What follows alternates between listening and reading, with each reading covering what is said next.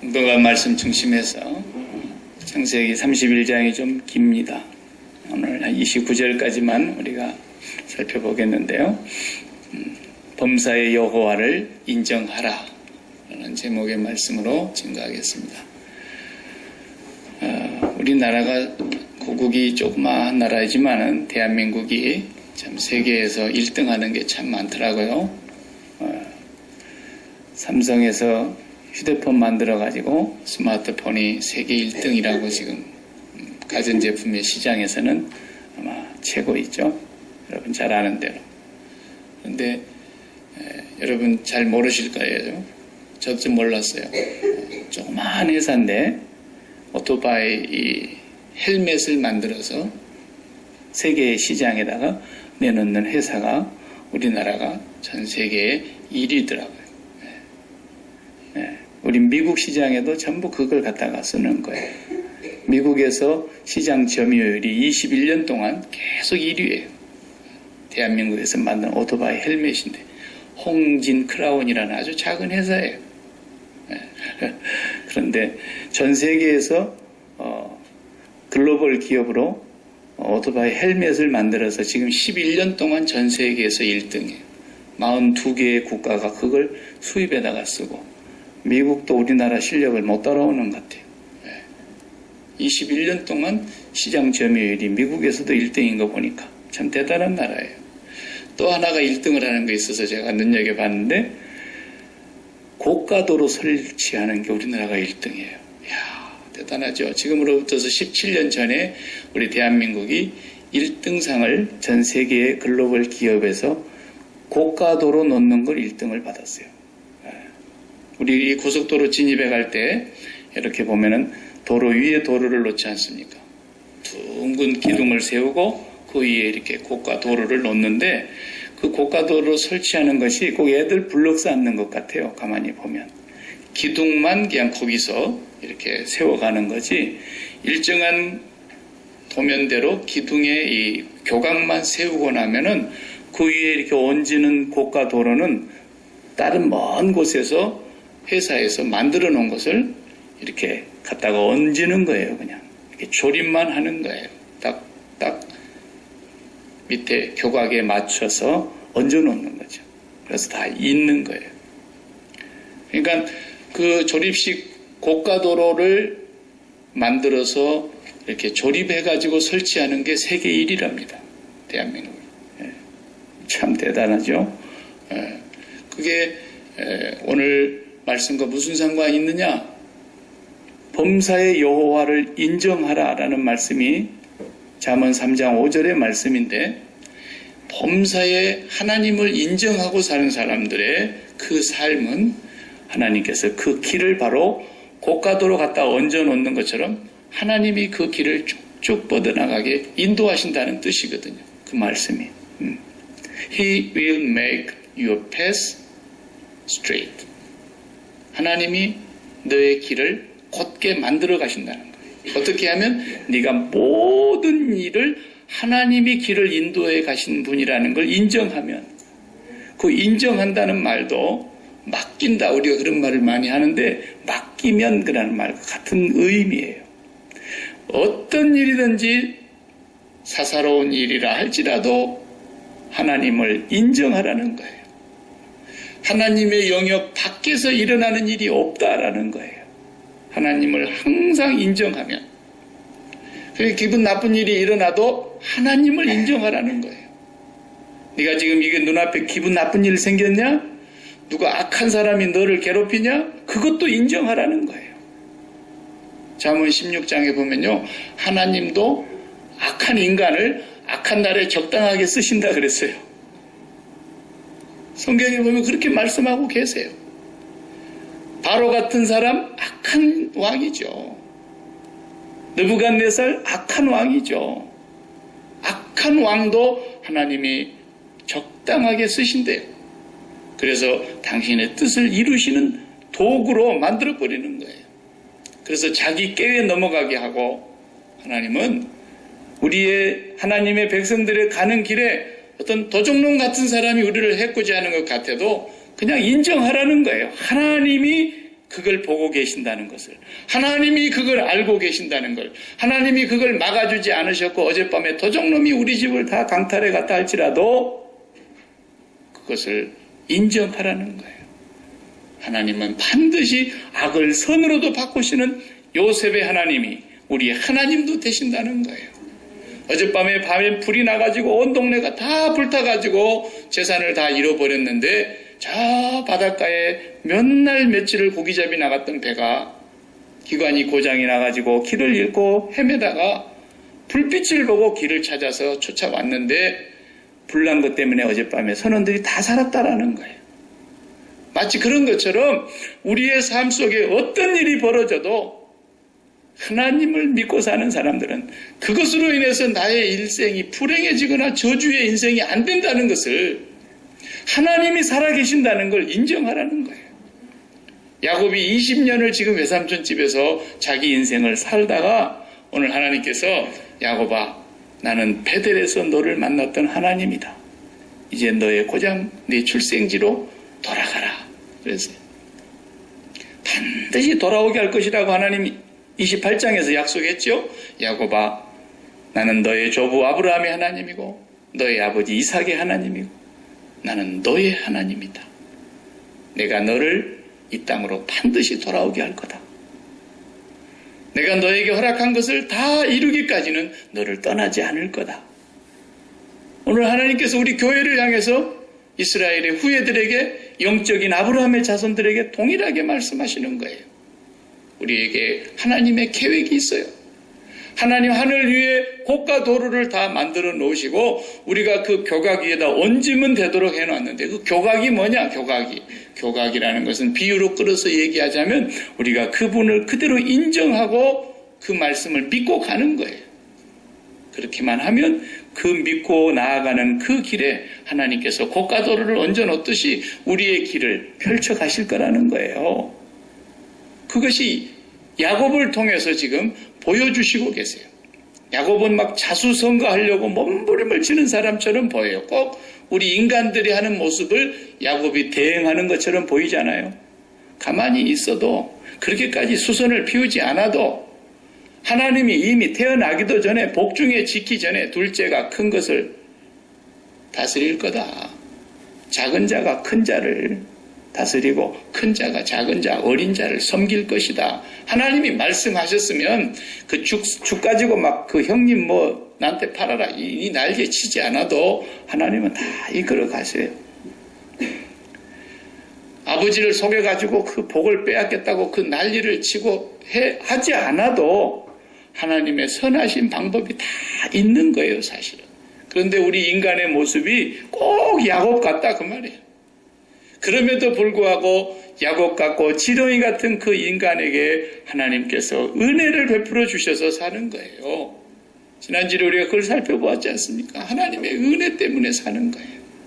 오늘 우리에게로 말하자면 예수 그리스도의 은혜가 너무 커서 주님의 십자가의 보혈의 피로 값을 주고 사가지고 하나님께 바쳤기 때문에, 그 피로 사서 하나님께 드렸기 때문에 하나님이 우리를 너무너무 사랑하시고 소중히 여기시기 때문에 우리의 길은 하나님께서 반드시 인도해 가신다는 거예요.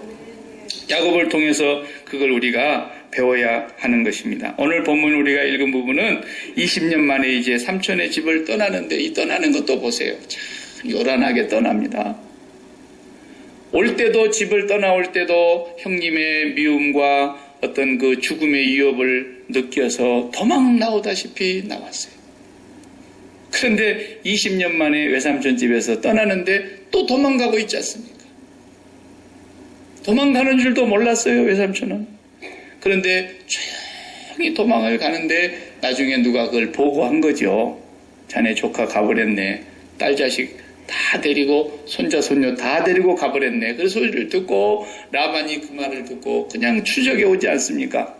몇 날 며칠을, 벌써 3일 길을 떠난 지 뒤에 그 소식을 들었으니까 그 일주일을 쫓아와가지고 야곱을 붙들었어요. 그래서 붙들어가지고 네가 어떻게 이럴 수가 있냐? 어떻게 꼭 전쟁에 도망가듯이 이렇게 네가 나에게 말 한마디도 없이 이렇게 야밤 도주하듯이 도망가냐?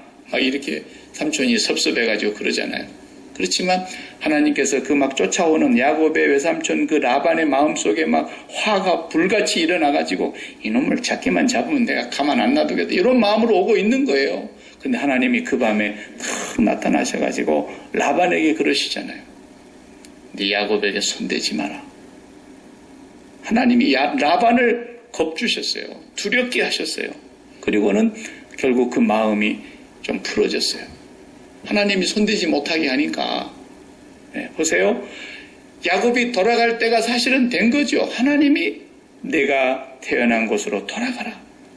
네가 이 땅으로 반드시 돌아오게 될 것을 베델 광야에서 약속하셨어요.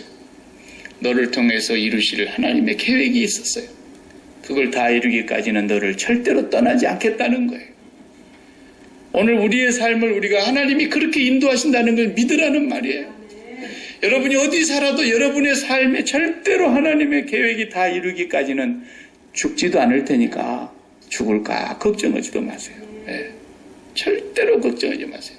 그런 게 다 뭐예요? 여호와를 인정하는 신앙이에요. 하나님을 인정해라. 그분이 너의 길을 만들어 가실 것이다. 하늘의 곳과 도로가 다 만들어져 있다. 그래서 사도 바울도 처음 시작할 때 뭐라 그럽니까? 나의 달려갈 길과 주 예수께 받은 사명 곧 은혜의 복음을 전하는 일을 마치려 하면은 나의 생명을 조금도 귀한 것으로 여기지 아니하노라. 그래서 왜? 하나님의 길이 있다는 거예요. 내가 내 목숨을 아낀다고, 내가 내 건강을 막 지키려고, 내 장수하려고 애를 쓴다고 해서 되는 게 아니라 하나님이 나의 길을 만들어가고 계시는데 그 달려갈 길이 있다. 그걸 마치기까지는 내가 내 생명을 아끼지도 않는다는 거예요. 그래도 누가 아껴요? 하나님이 아끼시는 거예요. 하나님. 그리고 다 끝나고 난 뒤에 뭐라 그럽니까? 디모데후서에 가서는 4장 6절 이하에 나의 달려갈 길과 그 달려갈 길을 마치고 믿음을 지키고 선한 싸움을 싸웠고 이제 후로는 하나님께서 내게 의의 면류관을 예비해 놓고 상급이 있다. 우리 인생의 길은 그거 예수 믿는 거예요. 그게. 세상 사람들하고 달라요. 뭘 먹어야 우리가 장수하고 그런 것은 세상 사람들이 날마다 만들어내는 세상의 얘기예요. 우리는 그냥 그런 거 신경 쓰지 말고 뭐든지 주께로부터 나온 것은 감사함으로 먹으면 버릴 것이 하나도 없다 그랬어요. 물 말아서 깻잎 한 장씩 얹어서 먹어도 90살까지 살더라고요. 우리 어머니가. 그러니까 뭘 먹어서 장수하느냐 이게 아니다라는 거예요. 우리 주님은 33년을 사시기로 하나님이 정하신 거예요. 그래도 장수하신 거예요. 기독교의 장수는 뭐냐? 오래 산 걸 장수한 거 아니에요. 성경의 장수라는 의미는 하나님이 정하신 길로 가서 마지막 끝날 때에 다 이루었다. 이렇게 말하는 사람이 장수한 사람이라는 거예요. 나의 달려갈 길을 다 마쳤다. 주 예수께 받은 사명을 다 끝냈다. 이 사람이 장수한 사람이라는 거예요. 그것도 모르고 120년을 살아도 그걸 장수했다고 말하는 겁니까? 기독교 성경에서는 그건 저주받았다 이렇게 말하는 거예요. 뭐가 장수냐? 믿음으로 하나님의 말씀을 듣고 그대로 순종하고 우리는 교각만 세우고 따라갔는데 하나님이 그 위에다가 고가도를 착착 조립해서 얹는 것처럼 우리의 길을 인도해 가시더라는 거예요. 그게 장수예요. 그게. 그래서 구약의 역사서를 보십시오. 이스라엘 왕들의 역사서를 보면요. 한 5명의 왕을 뭉뚱그려가지고 이러고 했더라. 그러고 그냥 넘어가 버려요. 근데 다윗의 생애는 40년을 세세하게 기록하고 있는 거예요. 왜 그랬겠어요? 다윗을 만나니 내 마음에 합한 자로다. 내가 그를 통해서 내 일을 다 이루리라 그러셨다니까. 하나님의 뜻을 이루어가는 삶이 장수했습니다. 장수했어. 하나님의 뜻을 모르고 아무리 오래 살아도 그건 저주받은 생이요 험악한 생이 되는 것입니다. 그래서 오늘 본문에 야곱이 이제 도망을 가가지고 중간에 잡혔는데 삼촌하고 이런저런 얘기들을 많이 하는 중에 야곱이 그동안 서운했던 얘기를 아주 다 해요. 자기밖에 모르는 거예요. 외삼촌 집에 도망 나오다시피 해가지고 아버지 품을 떠나서 와가지고 20년 동안 살면서 그래도 밥 먹고 살았고, 그래도 자식을 이렇게 많이 얻었고, 그리고 외삼촌의 자녀들을 다 자기 아내로 맞이했고, 그리고 이렇게 거부가 돼가지고 어쨌든 가게 되는 모든 과정 속에서 라반이 한 일은 하나도 없는 건 아니잖아요. 아무리 섭섭해도 삼촌하고 이렇게 원수처럼 헤어질 수는 없는 건데, 그렇게 그냥 야밤 도주하듯이 도망을 가는데, 그래도 하나님이 야곱을 불쌍히 여겨주셔서 내가 너 하는 일을 다 봤다. 너 야곱한테 너무너무 한 거 내가 다 봤다. 네가 섭섭하더라도 야곱을 손대지 마라. 오늘 24절 말씀 우리가 다 읽지 않았지만 뒤에 보면 그런 말씀이 나와요. 그래서 이제 야곱은 라반과 만나서 다시 한번 조약을 맺고 헤어지게 되는 장면, 뒷면에 자세하게 나옵니다. 그렇지만 우리가 여기서 지금 봐야 될 것은 뭐냐 하면 하나님께서 야곱의 생애를 인도해 가고 계신다는 사실입니다. 야곱이 부족하였지라도 야곱을 하나님이 당신의 뜻을 이루기 위한 그런 자녀로 만들어가는 거예요. 우리가 좋아하는 잠언 16장 1절 보면은 마음의 경영은 사람에게 있어도 말의 응답은 여호와께로부터 나오느니라. 사람이 마음으로 자기의 길을 계획할지라도 그 걸음을 인도하는 자는 여호와시니라. 사람이 제비를 뽑으나 이를 작정하기는 여호와께 있느니라. 이런 말씀하셨습니다. 전부가 뭐예요? 우리 인생이 하나님의 손에 있으니까 하나님께서 결정하시고 하나님께서 계획하신다라는 거예요. 지금까지 살아온 저와 여러분의 생애를 내 뜻대로 된 것이 얼마나 있는가 한번 생각해봐요. 내가 계획한 대로, 내가 마음먹은 대로 안 된 것이 더 많다면 그게 무슨 뜻입니까? 내 것이 아니다, 그런 뜻이에요. 내 인생이 내 인생이 아니에요. 주인이 따로 있다라는 거예요. 그래서 너는 범사에 네가 살아갈 때 모든 일에 그 말 아닙니까? 범사에 하나님을 인정하고 살아라. 하나님을 인정하고 살아라. 하나님께 맡기고 살아라. 맡긴다는 것도 우리가 오해하지 마세요. 세상에는 맡긴다는 말이 성경의 얘기하고 전혀 달라요. 세상에서 맡기는 건 뭐냐면 우리가 돈을 벌어서 은행에 갖다 맡기는 거예요. 그건 세상처럼 맡기는 거예요. 은행에 갖다 맡겼지만 주인이 누구예요? 나예요, 나. 그러니까 은행에서 내 돈 한 푼만 잘못 관리하면 내가 가서 은행 가만 안 놔둬도 은행이 꼼짝 못 하는 거예요. 왜? 네가 왜 내 것을 함부로 했냐 이거예요. 우리가 매니저에게 일을 맡기잖아요. 매니저에게 일을 맡기고 월급을 주는 거예요. 그런데 그 매니저가 일을 잘못해봐요. 얘한테 혼나는 거예요. 왜? 주인이 나니까. 나의 어떤 목적과 뜻을 이루려고 매니저에게 일을 맡기고 있는 거죠. 성경에서 맡긴다는 말은 그런 뜻이 아니에요. 언젠가도 제가 설명한 적이 있지만 성경에서 맡긴다라는 말, 하나님을 인정한다라는 말은 높은 산에 돌을 메고 올라가가지고 꼭대기에서 돌을 굴러내린다 그런 뜻이라니까요. 자로 울어 아무리 돌에게 소리쳐봐요. 돌이 내가 가라는 대로 가는가. 저 맘대로 가버리는 거예요. 지 마음대로 가버리는 거예요. 맡긴다라는 거예요. 그런 뜻입니다. 우리가 하나님께 맡긴다라는 말은 한번 맡겨놨으면 죽이 되든 밥이 되든 하나님께서 구워 잡수시든 삶아 잡수시든 하나님 계획대로 된다라는 거예요. 그게 맡기는 거예요. 근데 우리가 맨날 주인 노릇을 하니까 하나님 앞에 성질을 내고 맞짱을 뜨려고 그러잖아요.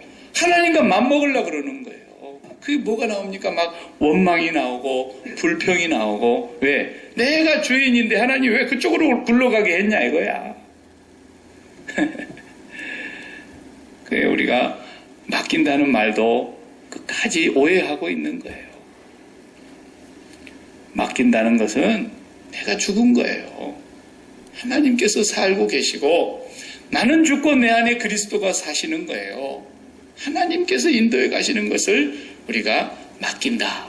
그러니까 아무것도 내 것이 없다는 것을 욥처럼 빨리 인정을 하셔야 돼요. 욥은 구약의 십자가 복음이라니까요. 다 가져갔는데도 제가 본래 아무것도 안 갖고 온 사람이고 아무것도 빈손으로 다시 내가 없이 돌아갈 것입니다. 그렇게 고백하잖아요. 내가 주인이 아니에요. 그분이 나를 이 세상에 정한 기간만큼만 두실 것이고 그분이 나를 이 세상에 내려보내실 때에 하늘에 고가도로가 있다라는 거예요. 네가 내 말을 믿고 나를 인정하고 순종하고 가면 내가 만들어 놓은 고가도로로 네 앞길을 내가 만들어 갈 것이다 라는 거예요. 이것을 부정하면 인생이 험악한 인생을 살아가게 되고 내가 쌓았던 모든 길 하루아침에 공든탑이 다 무너지는 일을 경험하기도 해야 되고 쉬운 길을 놔두고 너무너무 뱅글뱅글 돌아서 뺑뺑 돌아가야 되는 그런 일들을 만나게 되는 거예요. 하나님께서 우리의 길을 다 만들어 놓으셨습니다. 시편 37편 5절 6절 너의 길을 여호와께 맡기라. 저를 의지하면 저가 이루시고 내 의를 빛같이 나타내시며 내 공의를 정오의 빛같이 하시리로다. 똑같은 말씀이에요. 여호와를 인정하라는 거예요. 여호와를 인정하는 사람들, 바로 이런 사람들이 하나님께서 그 길을 만들어 가신다는 것입니다. 저도 다 읽어보지 못했고 그저 요약만 제가 좀 이렇게 살펴보았습니다만은 다 읽어볼 가치가 없기 때문에 여러분도 읽어볼 필요는 없어요. 일본의 아주 훌륭한 문학가 가운데 여루 작가 시오노 나나미라는 분이 쓴 책인데요. 이분이 로마에 가서 30년 이상 자기의 생애를 거기서 살고 보내면서 거기서 이 작품을 썼어요. 로마 이야기라는 대작을 썼어요. 15부작으로 쓰는데 이 10번째 책이 모든 길이 로마로 통한다. 그 유명한 말을 그대로 제목으로 해서 10번째 책을 그분이 또 쓰셨어요. 그런데 그분이 그 책을 써가면서 하는 얘기가 중국과 이렇게 비교를 하면서 써요. 로마가 이렇게 소위 말하자면 10만 마일, 미국 단위로 하면 10만 마일의 도로를 깔았거든요. 15만 킬로미터. 엄청난 길을 깔았죠. 그 길을 다 로마가 전 유럽과 아프리카에까지 그리고 이 동쪽으로 쫙 깔아놓고 왜냐하면 자기들이 통치하는 영역이 너무 넓으니까 그걸 다스리려면은 그 길이 빨리빨리 움직일 수 있어야 되니까 이 인프라를 바르게 설치를 해야 된단 말이죠. 근데 그 같은 시대에 이 중국은 진나라 황제가 다른 진시황이 있죠. 그 진시황은 만리장성을 쌓았다라는 거예요. 길을 낼 생각을 안 하고 이렇게 성을 쌓는 데다가 일생을 걸었다라는 거죠. 그런데 결국은 이 사람 여류 작가 시오노 나나미 얘기는 로마의 이 길이 온 세계의 길이 로마로 다 통하도록 길을 깔았던 그 진취적인 기상이 바로 로마를 있게 한 것 아니냐라고 로마를 얘기하려고 하다 보니까 반대로 진시황처럼 만리장성을 쌓아가지고 이렇게 지키려고만 하고 이렇게 가두려고만 하고 그런 사람은 별 볼 일 없는 것처럼 이렇게 조금 평가절하하는 그런 내용이에요. 그런데 한 여류 작가가 보는 관점이죠. 그러나 그것이 역사학자들은 그렇게 인정을 물론 안 합니다. 내가 볼 때는. 저도 인정을 못 하고요. 길을 먼저 뚫는 것이 먼저냐 아니면 지키는 것이 먼저냐라고 볼 때 뭐가 먼저냐 할 때는 지키는 것이 먼저라는 거예요. 중국도 광활한 그 엄청난 지금도 57개의 큰 민족 소수민족까지 해서 57개에 가까운 그 민족들이 하나를 이루고 지금 살아가고 있어요. 중국이라고 하는 나라 안에 이 거대한 민족을 그것을 하나로 만들지 않고 진나라, 여나라, 초나라, 위나라 막 나눠져 가지고 한나라 난리가 나서 이렇게 싸우는데 그것을 하나로 통일시킬 수 있는 중국. 오늘날의 시진핑 주석도 그걸 꿈꾸는 거예요. 나눠져서는 안 된다는 거예요. 비록 언어가 다 달라요. 중국 안에서도. 아주 너무너무 땅이 넓으니까. 그래도 지키는 것이 먼저라야 돼요. 지키는 것이 먼저 되고 그 다음에 지키고 나면 길은 자동으로 열린다라는 것이에요. 그게 성경이 가르치는 거예요. 성경은 길을 먼저 내는 것이 아니라 우리가 굳게 지키고 있으면 길이 우리 쪽으로 뚫린다라는 거예요. 그것이 하나님의 말씀이에요. 그래서 우리가 성경을 보면 로마가 그렇게 많은 길을 뚫어놨지만 지금 로마 보세요. 이탈리아라고 하는 조그마한 나라에 유럽의 중진국 정도밖에 안 되는 조그마한 나라의 하나의 도시일 뿐이에요. 관광지예요.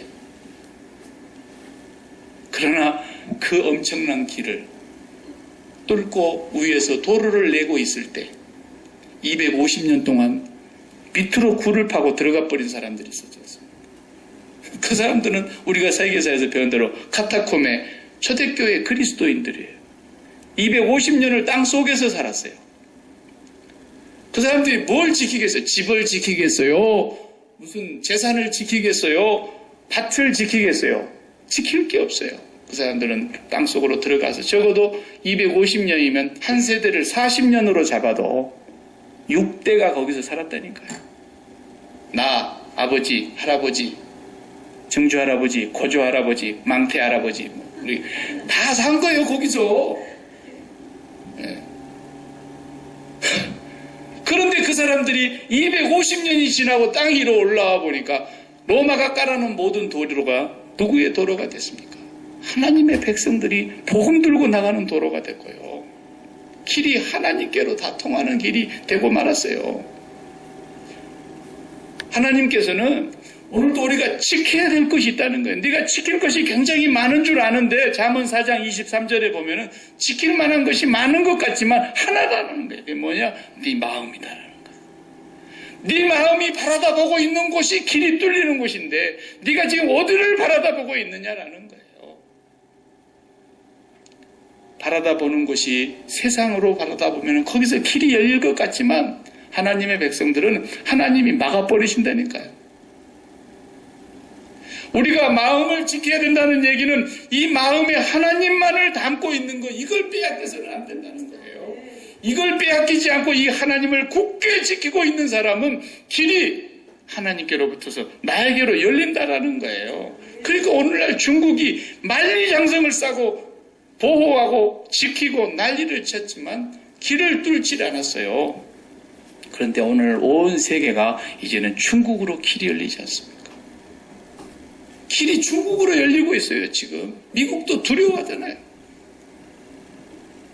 우리가 살고 있는 이 미국이 본래 청교도들 때문에 길이 이쪽으로 열렸던 거예요. 모든 길이 미국으로 열렸지 않습니까? 정치 1번지, 경제 1번지, 사회, 문화, 예술, 국방 모든 길이 다 미국으로 열렸어요. 이 사람들이 길을 뚫어서 그런 게 아니에요. 우리의 조상 퓨리탄들이 만리장성을 쌓은 거예요. 뭘로? 대서양과 인도양으로 만리장성을 쌓아버린 거예요.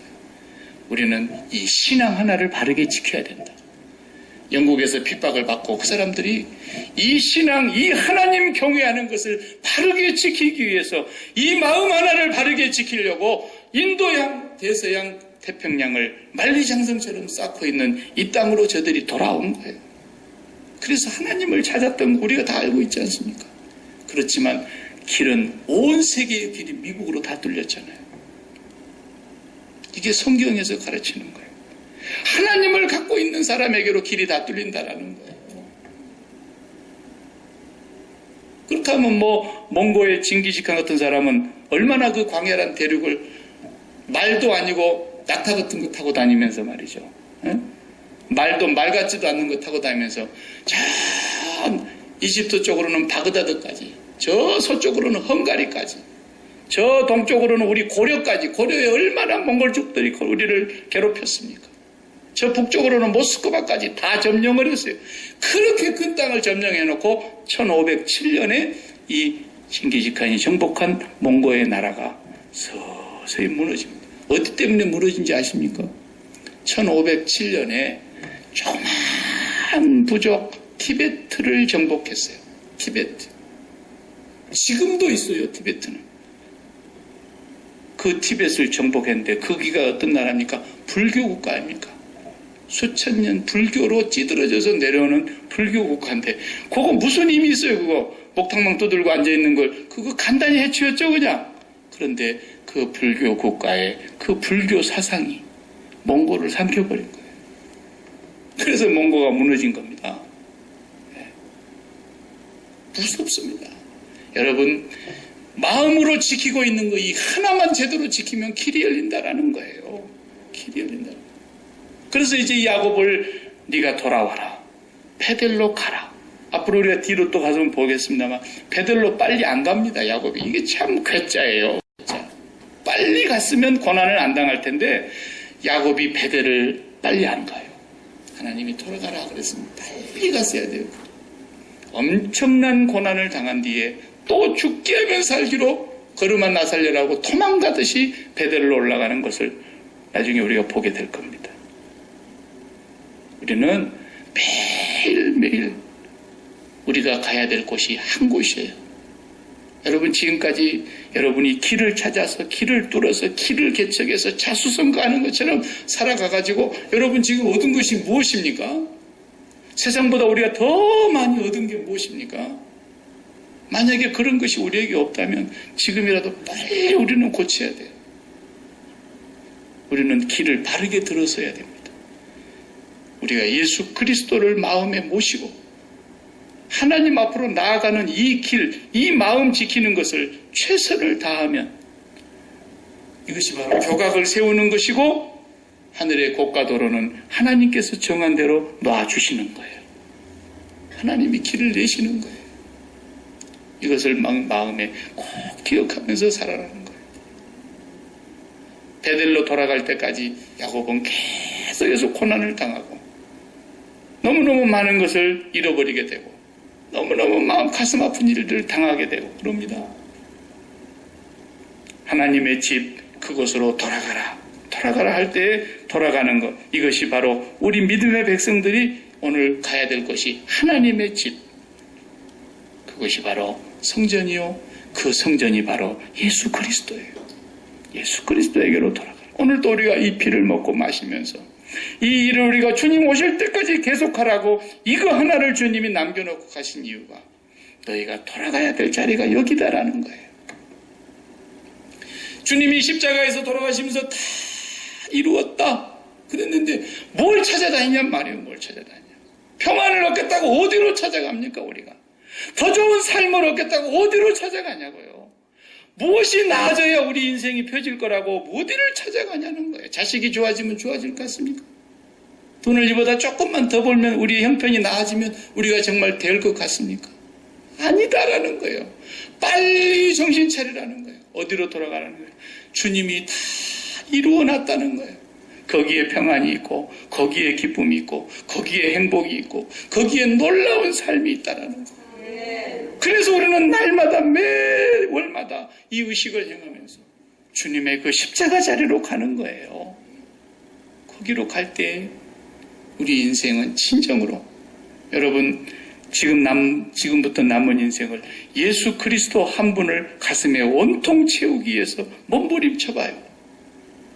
여러분 길 내려고 노력하지 않아도 길은 우리에게로 다가오게 되어 있어요. 길은 우리 쪽으로 뚫리게 되어 있어요. 이것이 하나님께서 야곱에게 가르쳐 주시려고 하는 약속의 말씀인 것입니다. 기도하십시다.